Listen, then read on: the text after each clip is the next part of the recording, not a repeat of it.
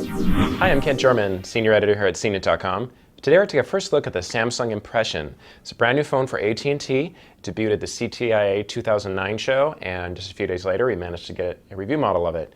It did win our favorite phone of CTIA 2009, and after a look I can say that still really like it a lot. Overall, it has a very appealing shape. It is a little big, it's a little heavy, so it's bigger than the LG Xenon, which also came out at CTIA 2009. But definitely prefer it over the LG. Like it a little bigger. It feels a little nicer in the hand, a little more spacious, and just a little more eye-catching in all ways. It does have a dark blue color. It may look black, but it is a very deep blue. Like the curved edges. But the best thing is this display. It's really brilliant. It's bright. It's 3 inches, which is the minimum size we request from a touchscreen. This is just above that, but manages to be pretty spacious. I could really get in there and work around and find what I needed. The iPhone is 3.5 inches, which is really good, but this is a nice in-between. Anything below 3 inches, typically I can't handle because it's just too small. But graphics are really sharp. Animations look great, colors are really brilliant, so definitely a nice screen, really the highlight of the phone in many ways. It's also very responsive, has a haptics feedback. You can adjust the calibration and the intensity of the feedback. It does feature Samsung's TouchWiz. Of course, what that is that's this little bar that goes down here on the side. You can hide it or you can show it. There's a lot of icons here. These are called widgets. They take you directly to certain applications. You can press and hold them in the bar, or if you want, you can drag them outside, like the clock there, and then they pop up and maximize, and so you can see the whole thing. So down below we have on-screen control, so I'll take you to the main menu, the phone dialer, and the contacts list.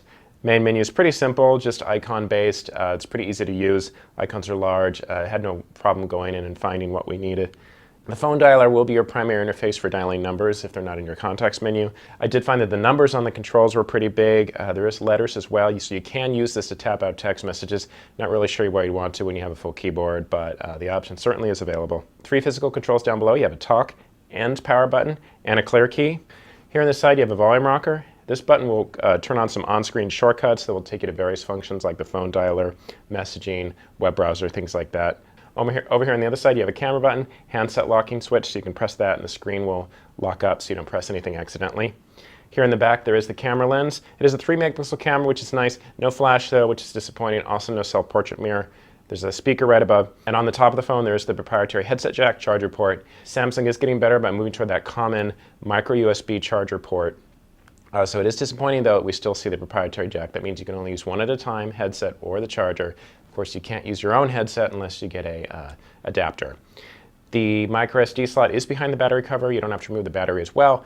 To expose the keyboard, turn the phone on its side, slide it up. You'll see that the orientation of some things on the display changes automatically. The icons on the TouchWiz bar do, so as we move back and forth you can see that they do that. The only thing that doesn't change is the wallpaper. I found that just a little bit disconcerting. Felt that I was kind of looking at the thing a little askew, but you'll get used to that. Here we can see that the keyboard is pretty roomy. It's spacious. I really liked it in a lot of ways. The buttons are pretty flat with the surface of the phone, which is to be expected since they have the slider action there.